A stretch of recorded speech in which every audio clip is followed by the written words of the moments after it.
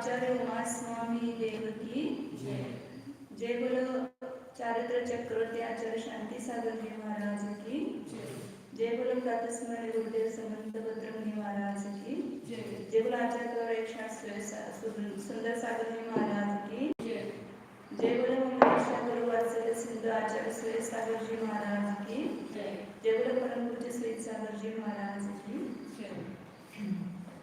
श्री उमा स्वामी विरचित तत्वाद स्तोत्र ग्रंथ है। इसके 6 अध्याय अपने पहले हुए हैं। 6 अध्याय में क्या क्या वर्णन किया? पहले 4 अध्याय में जीव तत्व का वर्णन किया, 5वें अध्याय में आजीव तत्व का और 6ठे अध्याय में आश्रव तत्व का और 7वें में भी आश्रव का वर्णन करते हैं। 6ठे अध्याय में आश्रव तत्व का वर्णन करते समय कहा था कि काय वांग मन कर्म योग आश्रव और फिर शुभ पुण्य से शुभ पापस्य, वहाँ पर आश्रव का सामान्य वर्णन किया, शुभ शुभ भेद नहीं किया। मतलब वहाँ पर कि मन वचन काय का योग जो है वह आश्रव है ऐसा कहा था और उसमें 2 भेद आगे किए थे, शुभ योग पुण्य का आश्रव है, अशुभ योग पाप का आश्रव है। फिर उसके बाद उसमें सामान्य 8 कर्मों के आश्रव के कारण वगैरह बताए और इंद्रिय कषाय अव्रत वगैरह आश्रम के कारण बताए। तो शुभ योग पुण्य का आश्रम है तो उसका विशेष वर्णन करने के लिए ये अभी 7वां अध्याय लिखा गया है। तो इसमें पुण्याश्रम का वर्णन किया है, आश्रम का भी वर्णन है। और पहले ये भी बताया था 6ठे अध्याय में कि 7वें के आश्रम के कारण बताए थे, भूत प्रत्यनुकंपा दान सराग संयम आदि योग बताया था। तो उसमें भूत अनुकंपा प्रत्यनुकंपा कहा, लेकिन व्रत किसको कहते हैं या व्रत कितने हैं या व्रती कौन होता है इसका वर्णन नहीं आया, इसलिए उसका विशेष खुलासा करने के लिए यहाँ व्रतों का वर्णन किया जा रहा है 7वें अध्याय में। और पुण्य पाप लक्षण जो सांप्रदायिक आश्रव 2 प्रकार का बताया था और उसमें पुण्य आश्रव प्रधान है। उसका व्याख्यान क्यों अलग से कर रहे हैं? क्योंकि वो प्रधान है, क्योंकि यहाँ पर मोक्ष का प्रयोजन है। तो शुभाश्रव पूर्वक ही मोक्ष होता है, शुभाश्रव पूर्वक ही मतलब शुभाश्रव पूर्वक मोक्ष होता है। मतलब अशुभ का त्याग करके जो शुभ को धारण करता है वही जो पुनः शुद्ध उपयोग को प्राप्त होकर के मोक्ष को प्राप्त करता है। इसलिए पुण्याश्रव पूर्वक ही मोक्ष होता है, इसलिए उसकी प्रधानता है, इसलिए उसका यहाँ इस 7वें अध्याय में वर्णन कर रहे हैं। इस प्रकार 3 प्रकार के उत्थान का बताया 7वें अध्याय की रचना क्यों की है। तो ये बताया कि हाँ क्यों प्रधान है, क्योंकि उस पूर्वक मोक्ष की प्राप्ति होती है। और दूसरा शुभ योग पुण्य का आश्रम में ये बताया था, तो उसका ही विशेष पुण्याश्रम का विशेष बताने के लिए इस अध्याय लिखा गया है। और तीसरा भूत प्रत्यनुकंपा में व्रति शब्द आया है, तो उसमें व्रत क्या है या व्रति कौन है ये नहीं जाना जाता है, इसलिए उसका निर्धारण करने के लिए यह अध्याय लिखा गया है। तो इस प्रकार 7वें अध्याय का रचने के 3 प्रयोजन बताए। अब इसमें व्रत का स्वरूप बताते प्रारंभ में ही पहला सूत्र है हिंसान्तस्तेया ब्रह्म परिग्रहेभ्यो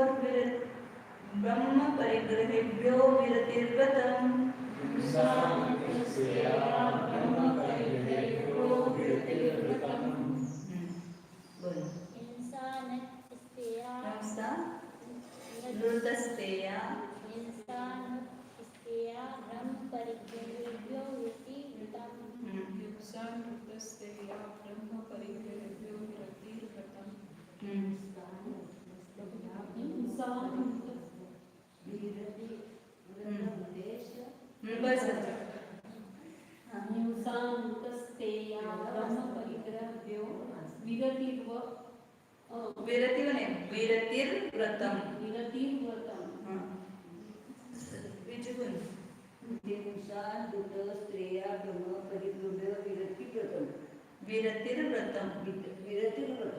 र पुढचं वाचायचं रफा. अनंत अच्छा अंतपूर्ण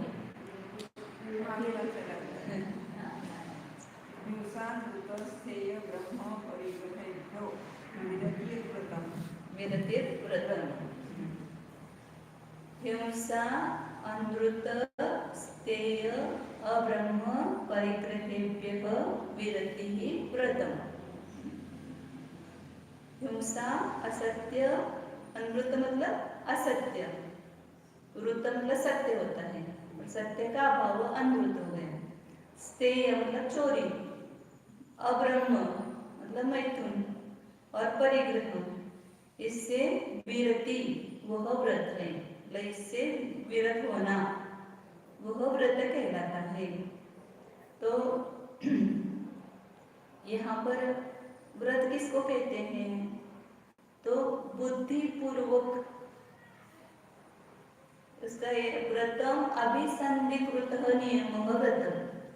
अभिसंधिकृत नियम व्रत मतलब क्या कि प्रतिज्ञा पूर्वक त्याग करना वह व्रत कहलाता है. खाली हम पालन करते हैं, प्रतिज्ञा नहीं लेते हैं, लेकिन हम पालन करेंगे तो आपका व्रत होगा कि नहीं होगा?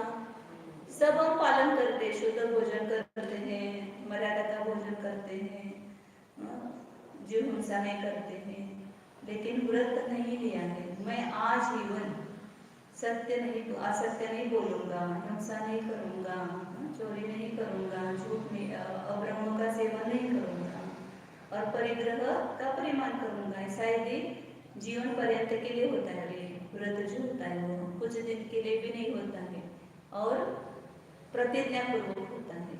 देवशास्त्र बोल के साक्षी से यदि हम प्रतिज्ञा लेते हैं तो उसको ही व्रत कहते हैं. तो देव भी रात्रि भोजन नहीं करते, देव भी हिंसा चोरी नहीं बोलते हैं, लेकिन उनको व्रत क्यों नहीं होता है? फिर वो तो कुछ भी पाप नहीं करते हैं. उनको व्रत होना चाहिए, तो उनको व्रत क्यों नहीं करते? वो ऐसे प्रतिज्ञा पूर्वक नियम नहीं करते, वो करने के भाव भी वहाँ पर नहीं होते, इसलिए उनको अव्रती ही कहा है. तो ऐसे हम भी यदि सब पालते हैं लेकिन व्रत नहीं लेते तो उसको व्रत संज्ञा नहीं है. और चारित्र होने का उपशम क्षय क्षोभम जिसमें निमित्त है, ऐसा जो व्रत है उसके विरति है वही व्रत कहलाती है.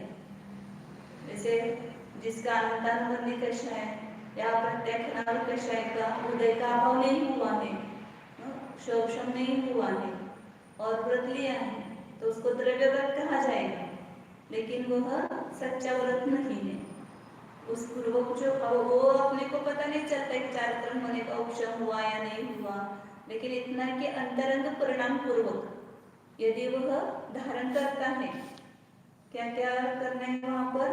हिंसा मतलब किसी प्राणी की हिंसा नहीं करना.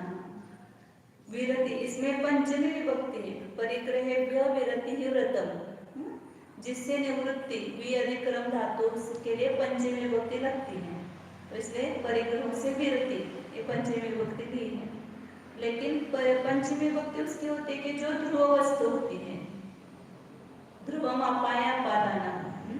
तो फिर शंका करने शंका पूछे आचार्य को, आपने यहाँ पंचमी विभक्ति का प्रयोग कैसे किया? ये तो हिंसादिक तो अध्रुव है, ये कोई ध्रुव वस्तु नहीं है. हिंसा रूप परिणाम, असत्य रूप परिणाम, ये तो अध्रुव है. फिर उससे आपने पंचमी विभक्ति का कैसे प्रयोग किया? तो कि बुद्धि की अपेक्षा होने से यह पंचमी विभक्ति है. बुद्धि की अपेक्षा मतलब कि जिस प्रकार कोई व्यक्ति धर्म से विरत होता है ना, धर्मात् विरमति. क्यों? क्योंकि धर्म मुझे बहुत दुष्कर है, करना बहुत कठिन है, इसलिए धर्म से बुद्धिपूर्वक विरत होता है, ये मुझे नहीं जमेगा. उसी प्रकार जो जीव यह जानता है कि हिंसादिक में करूंगा तो मुझे इस ध्रुव में भी दुख मिलेगा, राजादिक से दंड मिलेगा और परलोक में भी मुझे दुख की प्राप्ति होगी, परलोक में भी मुझे नरक निगोदादिक में जाना पड़ेगा. ऐसा बुद्धिपूर्वक विचार करके फिर हिंसादिक से निवृत्त होता है। इसलिए बुद्धि जो है वो ध्रुव है, इसलिए उस बुद्धि की ध्रुव की अपेक्षा लेकर के उसकी पंचमी विभक्ति की है। ऐसा परिग्रह पंचमी विभक्ति है। तो क्योंकि उसका वो अर्थ बुद्धि अपाय ध्रुवत्व योग शोकोपत्ति है। बुद्धि में अपाय होने पर मतलब बुद्धि से उसने हिंसादिक से अपने को हटाया है, अलग किया है बुद्धि में, तो इसलिए वो ध्रुवत्व की विवक्षा बनती है। तो पहले यहाँ पर क्या दिया, हिंसा मतलब हिंसा से विरति, वो पहला व्रत है कौन सा, अहिंसा व्रत। तो पहले अहिंसा क्यों लिया, बाकी सत्य आचार्य आदि क्यों नहीं लिया, तो कहे कि हिंसा ही प्रधान है, सब व्रतों में प्रधान कौन है, हिंसा है। हिंसा के पालन के लिए ही अन्य व्रत कहे गए हैं। जैसे सामयिक एक ही वास्तव में व्रत है, उस सामयिक का पालन करने के लिए ही छेदों स्थापना और पंचव्रत बताए हैं। जैसे अपन कोई बीज बोते हैं तो उससे अंकुर आता है और पेड़ उगता है, तो उसकी सुरक्षा के लिए हम क्या करते हैं, बाढ़, कोई प्राणी आकर के उसको खा ना जाए, उसकी सुरक्षा होनी चाहिए, इसलिए क्या करते हैं, उसको बाढ़ कुंपण बोलते हैं, उसको कुंपण डालते हैं। तो क्यों कुंपण डाला, उसकी रक्षा के लिए। इसी प्रकार अहिंसा एक व्रत लिया हमने, लेकिन उसकी रक्षा कैसे होगी अहिंसा की, तो उसके लिए ये सत्य आदि का पालन आवश्यक है। यदि अहिंसा व्रत हमने लिया लेकिन असत्य बोला तो क्या होगा, वहां पर दूसरे जीवों के दिल को दुख होता है और भी बहुत सारे पाप उसमें होते हैं, हिंसा है। असत्य बोलना भी हिंसा है।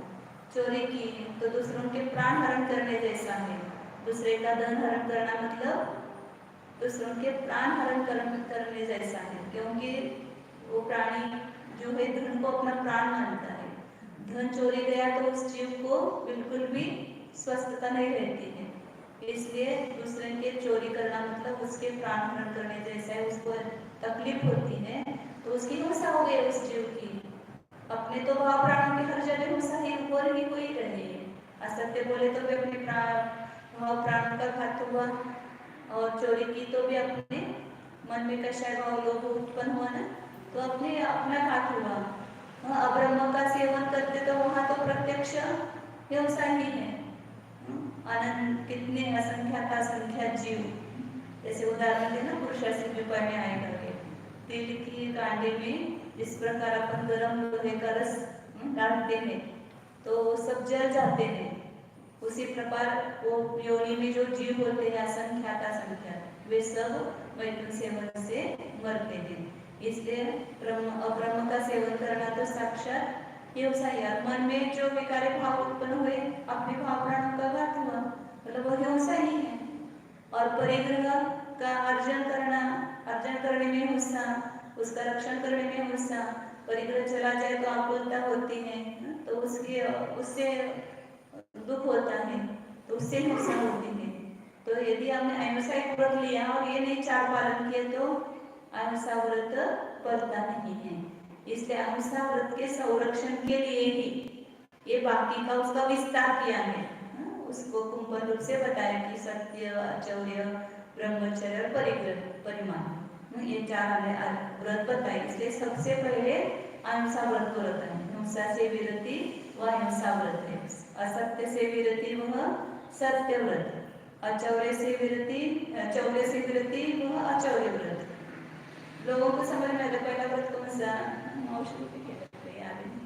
ये महत्वाचं आहे ऐकायला पाहिजे कि अहिंसा व्रत नहीं, कौन सा व्रत है, अहिंसा व्रत, सत्य व्रत, अचौर्य व्रत, ब्रह्मचर्य आणि परिग्रह परिमान, ये 5 प्रकार के परिग्रह पर से विरति। अब वहां पर परिग्रह परिमान तो श्रावकों की अपेक्षा होगा, ये व्रत तो दोनों के बता रहे हैं, यहाँ पर मुनियों के भी व्रत बता रहे हैं और श्रावकों के भी व्रत बता रहे हैं। तो इसलिए परिग्रह से विरति में सामान्य अपरिग्रह लेना, तो मुनि है पूर्णता परिग्रह का त्याग करेंगे और श्रावक एक देश त्याग करेंगे।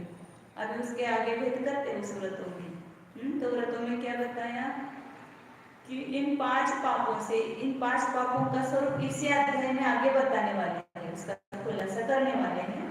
तो उस समय अपने को इसका खुलासा होगा ही, लेकिन यहाँ पर सामान्य से बताया। तो अनुसारी ये 5 व्रत बताए। अब इसमें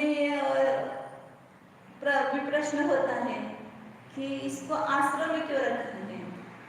इसका तो संवर में अंतर्भाव करना चाहिए, आगे संवर का वर्णन करेंगे ना, तो उसमें बताना चाहिए व्रत तो संवर के कारण है, आश्रम के कारण कैसे है, ऐसा प्रश्न होता है।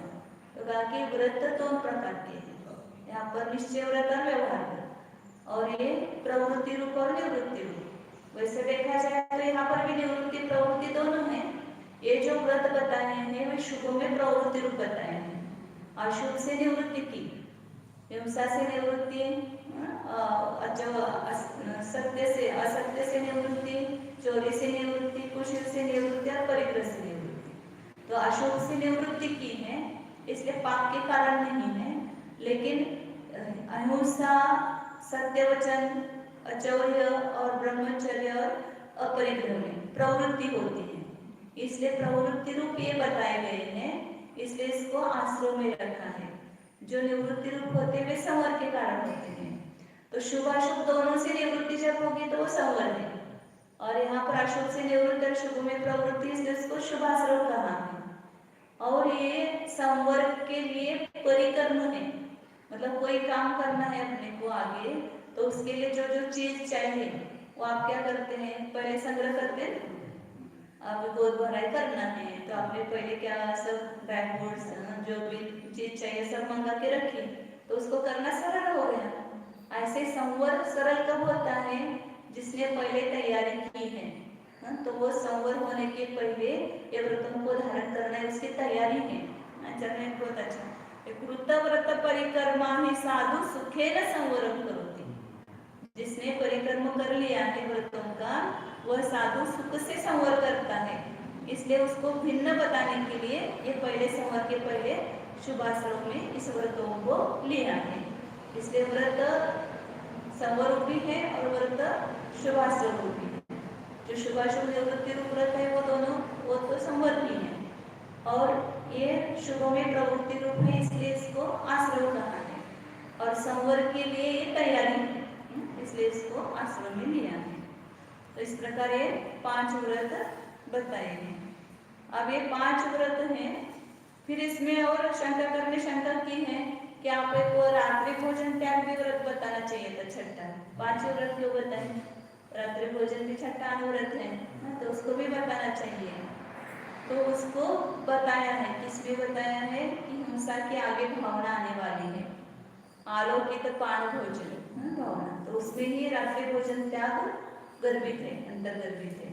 क्योंकि इसमें जब रात्रि भोजन करते हैं तो वहां पर रात में देख नहीं सकते उसको, तो कैसे देखभाल करके रात्रि भोजन करेंगे, तो आलोकित भोजन पान भोजन भावना नहीं होगी, इसलिए वहां रात्रि भोजन त्याग उसमें गर्भित किया है। हिंसा में उसको गर्भित किया है, अहिंसा व्रत में गर्भित कैसे समझो, उसकी भावना बताए ना हिंसा व्रत की। फिर कोई कोई शंका करते हैं रात्रि भोजन त्याग, हम रात में भी इतनी बड़ी बड़ी लाइटें आई हैं तो देख करके भोजन करेंगे, आलोकित पान भोजन होता है। अब दिन में भी इतना नहीं दिखता, इतनी बड़ी बड़ी मर्क्यूरी लाइट होती है तो कितना उजेला होता है, हर एक जीव भी उसमें दिखते हैं, सब देख करके कर सकते हैं उसको। अब एक तो पहले कि सभी लोगों को पहले तो लाइट दिखते थे, बड़े बड़े घरों में आते थे, छोटे घरों में लाइट भी नहीं थी। फिर अभी धीरे धीरे सभी जगह आई थी लाइट, तो सभी को सुविधा मिलना मुश्किल है। दूसरी बात यह है कि रात्रि में कितनी भी बड़ी लाइट हो, लेकिन रात्रि में जो सूर्य के प्रकाश में गुण है वो लाइट में नहीं आ सकता है। सूर्य के प्रकाश में जीव जंतुओं की उत्पत्ति नहीं होती है, वहां पर जो होंगे वो भी सब निकल जाएंगे जीव, मतलब प्रासुक बन जाते, भूमि आदि सभी प्रासुक हो जाता है। गर्मी के कारण, सूर्य के प्रकाश के कारण सब जीव मतलब जीव से रहित हो जाता है, इसलिए प्रासुक रहता है, मार्ग है या भोजन पान आदि थे। और रात्रि में आपको दिखते नहीं वो जीव, लेकिन इतने सूक्ष्म जीव होते हैं कि वो अन्न में मिल ही जाते हैं, कितने सारे जीवों की उत्पत्ति होती है। तो इसलिए सूर्य के प्रकाश के अभाव में अहिंसा व्रत पाला नहीं जा सकता है, इसलिए रात्रि में भोजन करना नहीं चाहिए। अब कालमानानुसार लोगों ने ऐसे अनेक छूट भी ली है, दूध ले चलते, लड्डू पेड़ा खड़े, वो जो फराळ बोलते हैं हमारे, क्या बोलते हैं उसको, हाँ ऐसे हिंदी में क्या बोलते पता नहीं। तो उसका पेट भर लेते कुछ भी खा के, लेकिन ठीक है फिर भी वो सब जाने की अपेक्षा से कुछ तो थोड़ा सा तो अंदर रहेगा, फिर कभी जाकर के वो भी छूट जाएगा। तो बोलते कि क्या उपयोग उसका लेकर के, तो ऐसा एक तो पानी भी नहीं पीना चाहिए रात में, ये पानी भी पीने लायक नहीं है। शारीरिक दृष्टि से हम भी देखते हैं कि जो रात्रि भोजन करता है उसके बहुत सारे रोग उत्पन्न होते हैं, इसलिए शारीरिक दृष्टि से भी वो रात्रि भोजन त्याग नहीं करना चाहिए। तो रात्रि भोजन त्याग भी व्रत है, लेकिन उसको अहिंसा व्रत में गर्भित कर लिया है, इसलिए उसको अलग से नहीं बताया। तो इस प्रकार पहले सूत्र में 5 व्रत बताए, मतलब 5 पापों से व्यक्ति वह व्रत है। और किसको व्रत कहेंगे कि जो प्रतिज्ञा पूर्वक नियम लिया जाता है उसको ही व्रत कहते हैं। तो इसलिए छोटा भी हो आप नियम लो तो व्रत में आ जाएगा। लेकिन हम रात्रि कभी नहीं भोजन करते हैं, लेकिन कभी करना पड़े तो उसमें आ जाता है ना, फिर मतलब अंदर अभिप्राय में अभी करने का भाव है, ऐसा हो जाता है। इसलिए उसका नियम लेते तो पूर्ण अपनी मानसिक इतनी तैयारी हो जाती है कि कुछ भी होगा मुझे करना ही नहीं है, तो अपने सिद्ध हो जाते हैं। इसलिए जो भी करना है वो नियम पूर्वक करना चाहिए। दूसरा व्रत, अब ये 5 जो व्रत है, अब वास्तव में देखा जाए तो पूरी हिंसा का त्याग करना चाहिए, पूरे असत्य का त्याग करना चाहिए, पूरे चोरी का त्याग करना चाहिए, संपूर्ण रूप से त्याग होना चाहिए।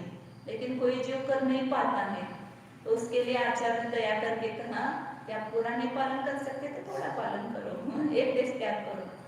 इसलिए फिर उस व्रत के 2 भेद किए हैं।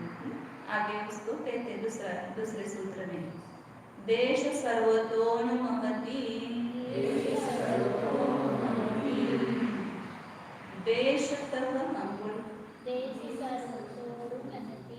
देशतः देश नो का चलते देश सर्वतोन्मुखी, देश सर्वतोन्मुखी, देश सर्वतोन्मुखी, अनु नहीं बोलना, देश सर्वतोन्मुखी, देश सर्वतोन्मुखी, देश सर्वतोन्मुखी, देशतः और सर्वतः, तह दोनों को लगाना है। और पहले भी वो बताना भूल गए, मैं व्रत शब्द जो है वो सब विरति शब्द सबको लगाना है, अर्थ किया था वैसा ही, लेकिन बताना लग गया कि वो विरति शब्द अंत्य दीपक है, उसको सभी के साथ लगाना है। हिंसायाः विरतिः, अमृतात् विरतिः, स्तेयात् विरतिः, अब्रह्मात् विरतिः, परिग्रहात् विरतिः, व्रत वैसे सबको लगाना है। अब आगे बता रहे कि देशतः और सर्वतः, देशतः विरति लगाना, वहां पर पीछे के सूत्र का शब्द विरति लेना। एक अंश रूप से विरति वह अनुव्रत है, पूर्णता सब पापों सब हिंसा का त्याग नहीं किया। जीव कितने प्रकार के हैं, त्रस और स्थावर, 2 प्रकार के हैं। तो उसमें त्रस जीवों की हिंसा का तो त्याग किया, मैं त्रस जीव की हिंसा नहीं करूंगा, वो भी संकल्प पूर्वक। बाकी त्रस हिंसा का भी पूर्णता त्याग नहीं किया, केवल संकल्प पूर्वक जानबूझ करके किसी जीव को नहीं मारूंगा, मैं इसको मारता हूँ, ऐसे बुद्धि पूर्वक किसी को नहीं मारना, ये नियम जिसने लिया वह देश व्रत हो गया। लेकिन बाकी के जो त्रस जीवों की आरंभ उद्योग हिंसा का त्याग नहीं किया और स्थावर जीव की हिंसा का भी त्याग नहीं किया तो वो व्रत कैसा हो गया? देश व्रत हो गया। देश का इन्होंने उत्पत्ति अर्थ अच्छा किया, कुतश्चित अवयवाद दिश्यते इति देशः, किसी अवयव से दिखाई देता है, किसी उसके एक अंश रूप से अवयव रूप से दिखाई देता है, वह देश है। और सर्व का अर्थ क्या? सरति गच्छति अशेषान अवयवान इति सर्व, संपूर्ण अवयवों को जो प्राप्त करता है वह सर्व है। अशेष अवयवों को जो प्राप्त करता है सर्व का अर्थ पूर्ण रूप से, उसमें कोई भी छूट नहीं है, ना तरस जीवों की हिंसा का छूट है, ना स्थावर जीवों की हिंसा का छूट है। सभी प्रकार के तरस जीवों की हिंसा का त्याग, सभी प्रकार के स्थावर जीवों की हिंसा का त्याग, और वो भी कैसे? मन से, वचन से, काय से, कृत कारित अनुमोदना से, 9 कोटि से बोलते उसको त्याग। वो महाव्रत है, बड़ा व्रत है, सबसे महाव्रत होते हैं। मुनियों को महाव्रत होते हैं और श्रावकों को अणुव्रत होते हैं। श्रावक ने कौन सी हिंसा का त्याग किया? केवल त्रस्त जीव हिंसा से विरति हुई, मतलब स्थावर हिंसा से विरति नहीं हुई, फिर भी वहां पर स्थावर जीवों की हिंसा के रक्षण के भाव है उस जीव के, ऐसा नहीं कि उसको मारने के भाव है, लेकिन वो टाल नहीं सकता है, इसलिए अत्याचार पूर्वक प्रवृत्ति करेगा। व्रती जो है भले स्थावर जीवों की हिंसा का उसने नियम नहीं लिया, हिंसा नहीं करूंगा ऐसा, लेकिन फिर भी जब भी प्रवृत्ति करेगा, खाना ना बनाना है तो कैसे बनाना? चूल्हा है, पहले चूल्हा रहता था, अब चूल्हा नहीं है, क्या है? गैस है। तो गैस को भी पहले आप सफाई करो, उसमें देखो जीव जंतु है क्या, नहीं तो आए सुबह लाइटर लिया और उसमें वो कॉकरोच वगैरह बैठ जाते हैं उसके अंदर, इसमें भी बैठ जाते हैं जो बोल रहता है उसमें, या इधर उधर आजू बाजू में भी बैठ जाते हैं, वो जो जाली वगैरह लगाए रहते हैं ना उसमें भी बैठ जाते हैं। तो उस सबको निकाल करके कपड़े से या मृदु उपकरण से उसको पोंछ करके फिर चालू करना चाहिए। मतलब व्रत हम लेते हैं लेकिन वो यत्नाचार प्रवृत्ति नहीं लेते, तो वो यत्नाचार प्रवृत्ति हमारी रहनी चाहिए, तो व्रत होता है। किसी भी काम में कुछ भी व्रत लेना है तो वहां पर देख आँख अपने आवश्यक आँख से काम करना चाहिए, बिना आँख लगाए कोई भी वस्तु नहीं लेना। आटा लिया, देखो उसको, उसमें कुछ जीव है क्या, चावल लिया, दाल लिया, तो पहले उसको अच्छे से साफ करके लेना। ये सब अत्याचार प्रवृत्ति उसकी होती है व्रतियों की, भले नियम नहीं दिया। और सभी 5 बारे में ऐसा लगाना, देशतः विरति, मतलब असत्य से भी देशतः विरति, पूर्ण असत्य का त्याग नहीं किया है लेकिन आंशिक असत्य का त्याग किया, मतलब जिसको लोक में असत्य कहा जाता है उस असत्य का उसने त्याग किया है, लेकिन जो सूक्ष्म असत्य है उसका त्याग नहीं होता। जैसे किसी प्राणी की हिंसा हो रही है तो वह झूठ भी बोल सकते हैं, तो उसको झूठ बोलना ही सत्य कहा गया है। किसी प्राणी की का बचाव करने के लिए वहां पर झूठ बोला, या धर्म की रक्षा के लिए, जैसे वो घोड़ांग के लिए भी उस शेर जी ने झूठ बोला कि मैंने कहा था उनको कि तुम मूर्ति लेके आओ, तो वहां पर झूठ बोलना भी सत्य है श्रावक के लिए। मुनिराज नहीं बोलेंगे, लेकिन श्रावक जो है ऐसे समय में झूठ बोल सकता है, किसी के प्राण बचाने के लिए, धर्म की रक्षा के लिए, या ऐसे कुछ इसके लिए वो असत्य बोलता है, तो इसलिए सर्वदा असत्य का त्याग नहीं हुआ। चोरी में वह दूसरों के दिए बिना दिए हुए वस्तु नहीं लेता, लेकिन ऐसी कुछ वस्तुएं हैं सार्वजनिक तो वो ले सकता है, उसका त्याग वो नहीं करता है। पानी है, मिट्टी है, या और कुछ है, वो पूर्णता चोरी का त्याग नहीं कर सकता है। और पूर्णता ब्रह्मचर्य नहीं है, अपनी स्वस्त्री को स्वदार संतोष व्रत, उसको ब्रह्मचर्य व्रत के लिए, श्रावक के व्रत के लिए क्या नाम दिया है? स्वदार संतोष, अपनी पत्नी में संतुष्ट रहना। पूर्ण सभी व्रत स्त्रियों का त्याग नहीं हुआ, इसलिए देश व्रत है। परिग्रह भी पूर्णता त्याग नहीं करता है, जितना चाहिए उतना रख करके बाकी परिग्रह का त्याग किया, जितना आवश्यक है अपने लिए उतना रख करके अधिक के परिग्रह का त्याग करना, तो उसको बोलते हैं परिग्रह परिमाण। 10 साड़ी से मेरा काम चलता है तो 11वीं साड़ी क्यों चाहिए?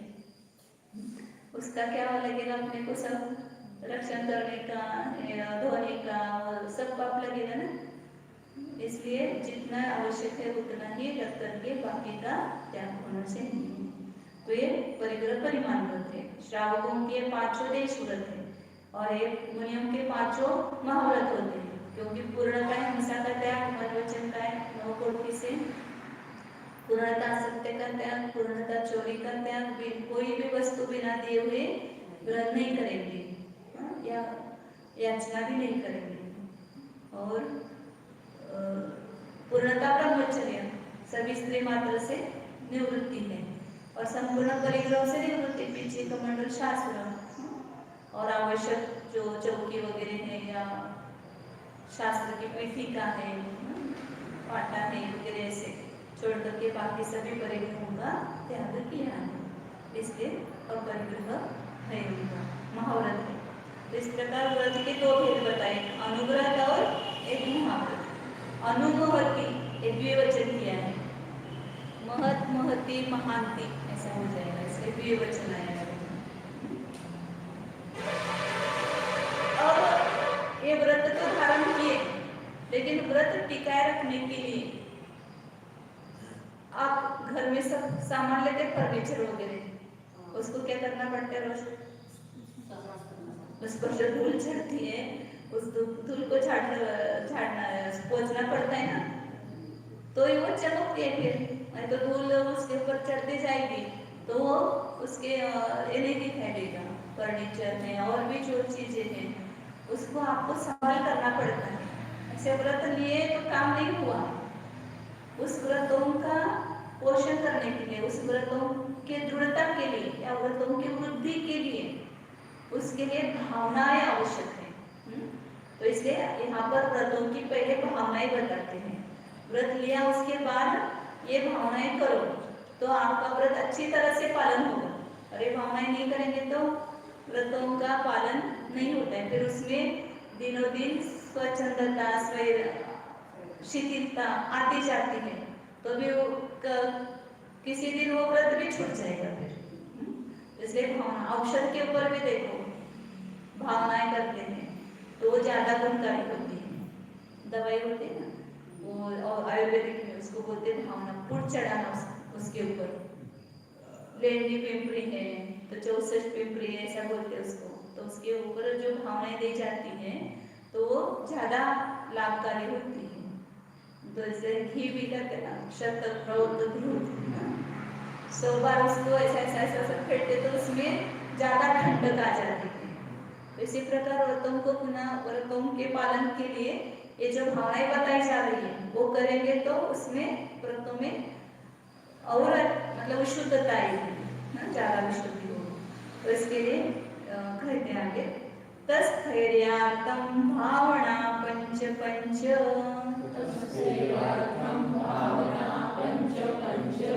ततस कोई बोला क्या? ततस नहीं, तत्स्थैर्यार्थं,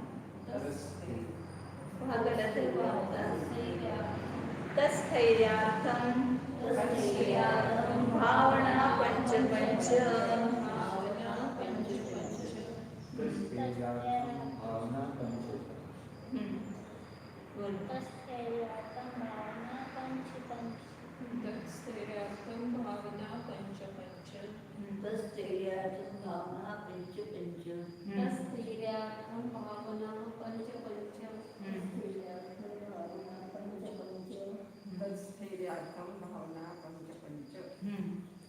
तस्थैर्यार्थम, उसकी स्थिरता के लिए भावनाएं कितनी है? पंच पंच, 2 बार किया, मतलब प्रत्येक व्रत की 5-5 भावनाएं हैं।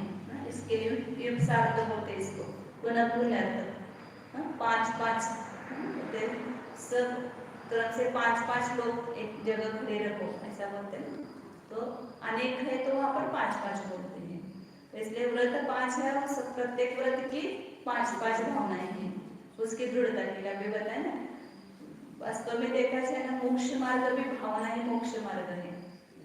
रतन शावकाचार्य का 6वां अध्याय वहाँ पर लिखा है, इसमें भावनाओं को कितना वर्णन दिया है। यहाँ पर जैसे व्रत की 5-5 भावनाएं बताई, ऐसे वहाँ पर 10 लक्षण धर्म है, 16 कारक भावना है, 12 भावना है, अनुप्रेक्षा, ये सब भावनाओं का बहुत महत्व बताया है, क्योंकि धर्म भावना रूपी है, इसलिए भावना ही मार्ग है।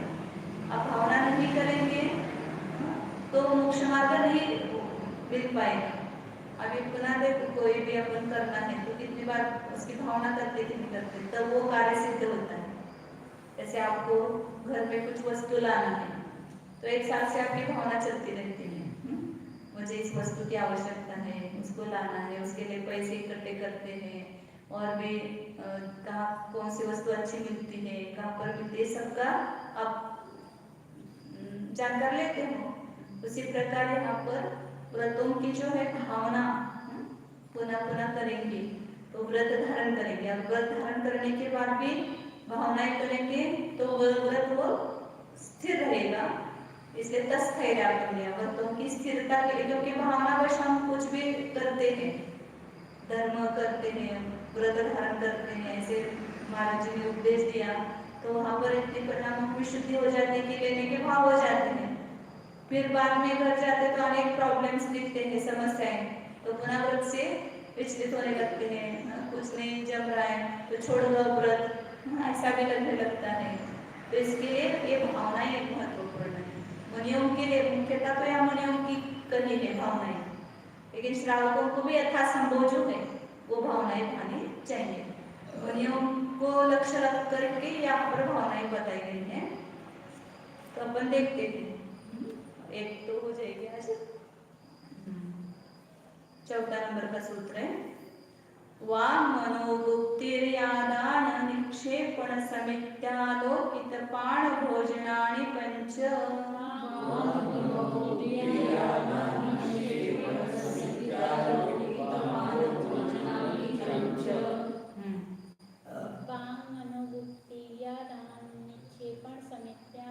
पान भोजनानि पंच।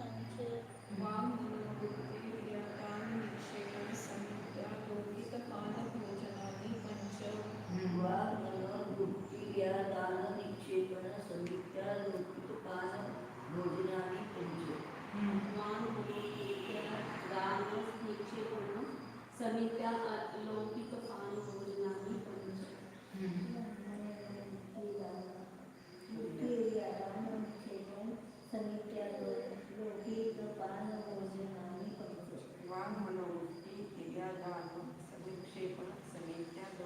पान भोजनानि पंच। पांच भावनाएं कौन सी बताई? वागुक्ति पहली भावना कौन सी? वागुक्ति। दूसरे मनोबुद्धि।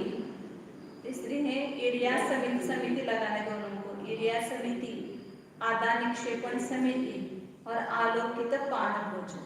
ये पांच भावनाएं बताइए अहिंसा व्रत की स्थिरता के लिए।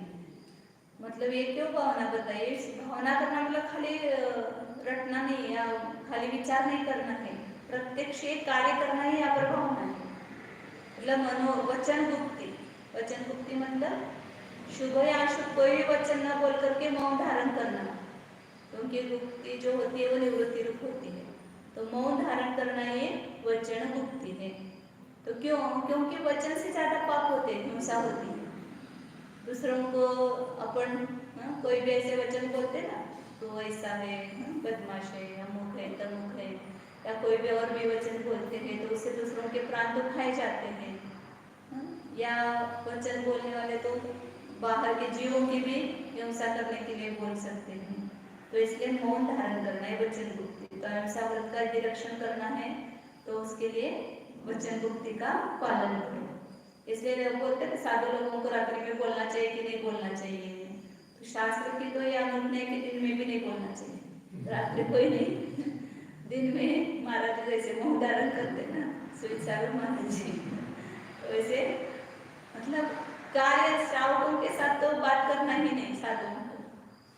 और कुछ उपदेश आदि के लिए वहाँ पर श्रावकों के साथ मतलब श्रावकों को उपदेश के रूप से बोला, या दूसरे साधुओं के व्यावृत्ति वगैरह करने के लिए वहाँ पर श्रावकों के साथ बोलना साधु के लिए ये है संग्रह, मतलब बोलो, लेकिन अन्य समय में श्रावकों के साथ बात मत करो।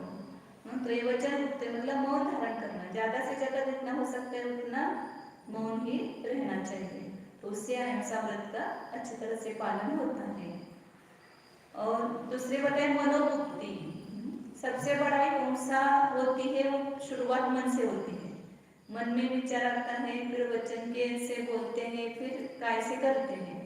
इसलिए मनोभक्ति धारण करो। मन में ऐसे भाव ही मत लाओ किसी जीव के प्रति, तो उस जीव के प्राणों का घात करने का या उसको दिल दुखाने का भाव ही उत्पन्न नहीं होगा, तो हिंसा ही नहीं होगी ना आगे।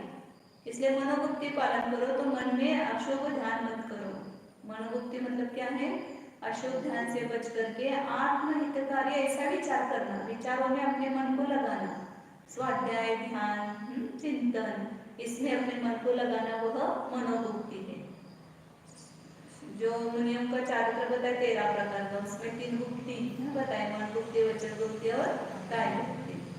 तो इसमें वचन भुक्ति और मनोभुक्ति का पालन करते हैं तो वही अहिंसा व्रत की भावनाएं हैं। तीसरा क्या बताया? ईर्ष्या समिति। क्योंकि जब चलते हैं तभी पांव के नीचे जीव आकर के मरते हैं, इसलिए यत्नाचार पूर्वक चलेंगे 4 हाथ दे करके। ईर्ष्या समिति का आगे वर्णन आएगा 90 अध्याय में। 4 हाथ दे करके सूर्य के प्रकाश में जहाँ पर लोगों का आवागमन हुआ है ऐसे स्थान पर जाते थे, तो वो ईर्ष्या समिति होते, तो जीवों की हिंसा नहीं होती है। तो अहिंसा व्रत की अहिंसा व्रत अच्छी तरह से पालन होता है।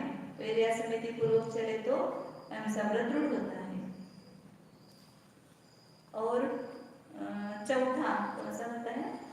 आलोकित नहीं, आदानिक्षेपण समिति। कोई भी ग्रहण करना है, पीछे कमंडल साधु को या पुस्तक शास्त्र लेना है तो पिंची से परिमार्जन करके रखना है, तो पिंची से परिमार्जन करके देखभाल करके उसको रखना। दोनों, देखना भी और परिमार्जन, ऐसे 2 बताया है। अब यहाँ पर रखना है तो पहले यह वस्त्र हटा करके देखते हैं, पहले उसको मार्जन करके फिर इसको रखते हैं, क्योंकि इसके नीचे जीव होगा तो क्या होगा? वो मर जाएगा ना। पुस्तक, इतनी बड़ी पुस्तक रखेंगे और एक चींटी चल रही है तो वो मर जाएगी। इसलिए कोई भी वस्तु रखना है, शास्त्र, पाटा है, ये टेबल है, उसको लेते समय और रखते समय दोनों समय उसको परिमार्जन करके देखभाल करके लेना। वो क्या है? आदानिक्षेपण समिति। अब ये साधुओं के लिए बताया, अपने को बताया कि नहीं श्रावकों के लिए? श्रावकों को भी कोई भी बर्तन आप लेते हो, कपाट में रखे रहते बर्तन, और आप लेते हो और देखते नहीं, कुछ भी नहीं, अंदर पानी डाल देते उसमें, और उसमें अंदर चिट्टी है या वो जो रबड़ का क्या बोलते हैं उसको, कोष्टी होता है, आप कपाट में रखते तो अंदर आकर के बैठ जाता है, वो जाला करना होता है उसको, तो उसमें पानी डाल दिया वो तो मर गए, वो जीव चतुरंद्र जीव मर गया। तो ऐसे कितने होते हैं, हम देखते हैं प्रत्यक्ष। हमारा जी यहाँ नहीं बढ़ते, क्यों? क्योंकि आप आते जाते तो नीचे पाँव में देखते नहीं है, तो चिट्टियाँ मर जाती है। तो जाते आते वक्त ईर्ष्या समिति का पालन श्रावकों को भी यथासंभव करना चाहिए।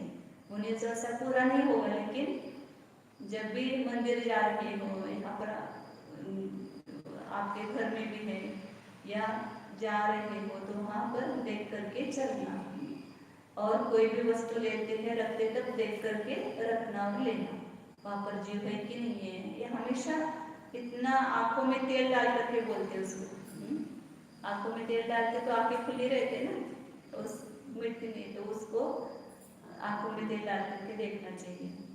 वाक्भुक्ति, मनोभुक्ति, ईर्ष्या समिति, आदानिक्षेपण समिति, ये 4 बताया। और 5वीं क्या है? आलोकित पाण भोजन, मतलब ये ऐष्णा समिति हो गई। देख करके भोजन और पान दोनों करना, दिन में प्रकाश उजेले में, इसलिए साधु जहाँ खड़े रहेंगे तो वहाँ पर भी उजेला चाहिए पूरा। जहाँ पर आदमी जो लिया हुआ दिखाई नहीं दे रहा है, वैसे अंधेरे में नहीं ले आ सकते आहार। रात्रि को तो आलोकित भोजन से रात्रि में भोजन का त्याग भी हो गया। साधु बोले कि कोई ला करके या दिन भर लाओ और रात में खाओ, चलता है कि नहीं चलता है? तो उसमें भी वो सब दोष आते हैं कि रात्रि में जीव की उत्पत्ति होती है, तो हिंसा से फिर लाइट चाहिए उसके लिए, पात्र चाहिए फिर उसके लिए, फिर साधु को पात्र रखना पड़ेगा, फिर पात्र लाते तो उसको धोने के लिए पुनः पानी चाहिए, सब आ गए ना उसके पीछे। इसलिए दिन में ही साधु सूर्यास्त के पहले 3 घटिका और सूर्योदय के बाद 3 घटिका, और बीच में समय का टाइम छोड़ करके आहार ले सकते हैं। और आहार लेते समय भी वहाँ पर देख करके लेना चाहिए भोजन और पान दोनों, क्योंकि उसमें ज्योतिर्मुषा होती है। तो अहिंसा व्रत के पालन के लिए, महाव्रत के पालन के लिए ये 5 भावनाएं आवश्यक है। 5 भावनाओं में 5 का पालन करना, खाली भाव मतलब अंदर में ऐसे भाव रखते हैं तो वो पालन होता है ना, इसलिए भाव भी रखना और वो प्रत्यक्ष अपने आचरण में ये 5 बातें होनी चाहिए। तो अहिंसा व्रत जो है वो दृढ़ होता है, इसके व्रतों की निरतिचार पूर्वक उसका पालन होता है और उस व्रतों की और भी शुद्धि बढ़ती है। अब दूसरा है, टाइम हो गया, कर लेते हैं आगे, 5 हो जाएगी कल आगे के 4 अनुव्रतों के भावना, ये व्रतों की भावना।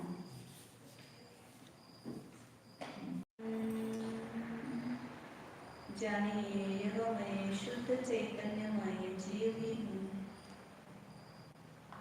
अपने स्वभाव में रहो, विभाव से विरत हो जाओ। विभाव से विरति ये सच्चा व्रत है, अपने स्वभाव में स्थिर होना ये निश्चय व्रत है। जो अपने स्वभाव में निरत होता है वही मोक्ष मार्ग है, वही मोक्ष को प्राप्त करता है। तो चलिए अपने स्वभाव में स्थिर हो जाइए, विभाव से हट जाइए। ये राग द्वेष मोह मत्सर मेरा स्वभाव नहीं है, ये करने लायक नहीं है। ये सभी भाव हेय है, दुखमय है, दुख के कारण है, अशुचि है, आश्रय रूप है। इनसे अपने को दूर करो और अपने स्वभाव में स्थिर हो जाओ। देखिए अपना स्वभाव अपने से अलग है ही नहीं। मैं स्वयं ज्ञान स्वभाव में हूँ, स्वभाव मात्र ही वस्तु है, ये मेरी चैतन्य वस्तु है, अपने चैतन्य स्वभाव में ही स्थित है। 3 काल में वह कभी भी अपने स्वभाव से विचलित नहीं है।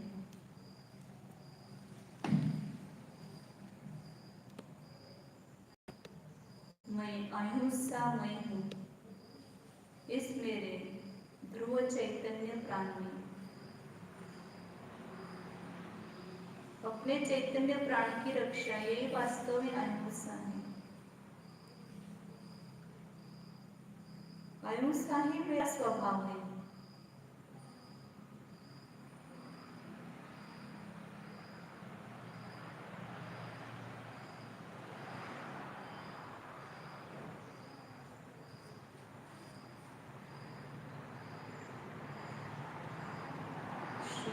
चिद्रूप स्वरूप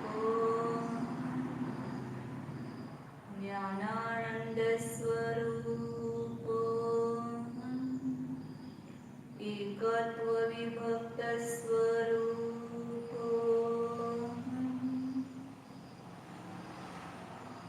निर्मम स्वरूप अकिंचन स्वरूप सत्य स्वरूप ब्रह्मचर्य स्वरूप अचौर्य स्वरूप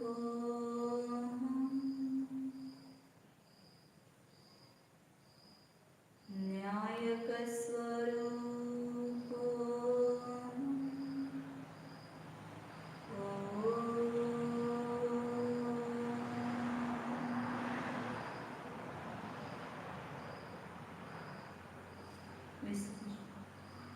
नमो हरिहंता नमो सिद्धार्थ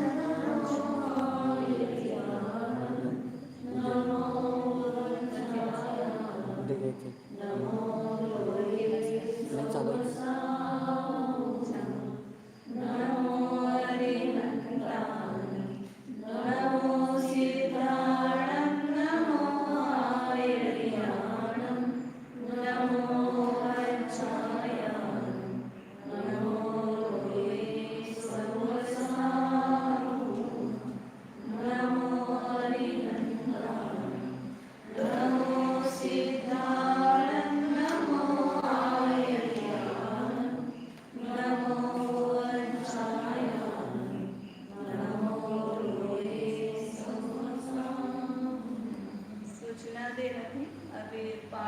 चौथे अध्याय की दूसरी परीक्षा भी हुई है, पांचवें अध्याय की भी पहली परीक्षा हुई है।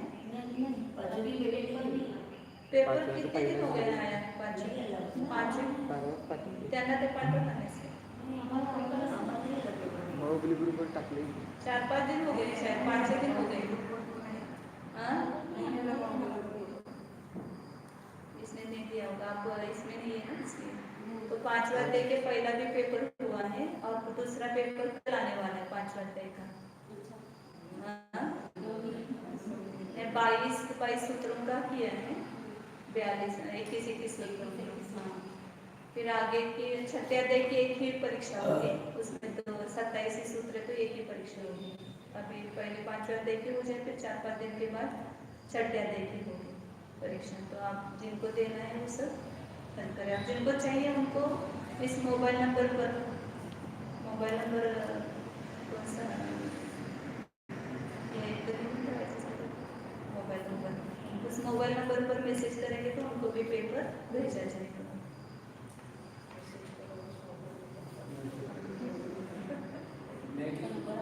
हाँ?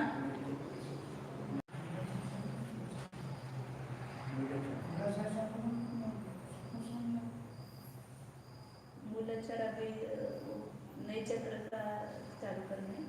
वो पुरुषार्थ सिद्धि पर तो चालू है ना, चरणामृत का ग्रंथ. पुरुषार्थ सिद्धि पर तो चालू है ना, चरणामृत का ग्रंथ. फिर वो होने के बाद पुरुषार्थ सिद्धि का तो नए चक्र लेना है. उसको भी दोपहर में 3:30 से 4:30 महीने का विचार है. कौन? हाँ, समझ में आता है सब. देवागम स्तोत्र पढ़ रहे ना, ऐसे खत्म हो रहा है देवागम स्तोत्र, तो उसकी जगह नए चक्र लेना है. नए चक्र में सभी है, वस्तु स्वभाव का भी वर्णन किया है और सब नयों का वर्णन आया है. क्योंकि यदि तत्व समझना है तो नए नए समझे तो तत्व नहीं समझ में आता है. इसके लिए नए के जो भेद प्रभेद बताए हैं उसको समझना आवश्यक है. हमारे लिए हम पढ़ने वाले हैं, इसलिए आपको इसमें जिन लोगों को भाग लेना है वो ले सकते हैं, नहीं लेना है तो नहीं बिल्कुल नहीं सकते. हमने भी आज तक नहीं पढ़ा है नए चक्र. बाकी सब छोटी छोटी पुस्तकें पढ़ी है, लेकिन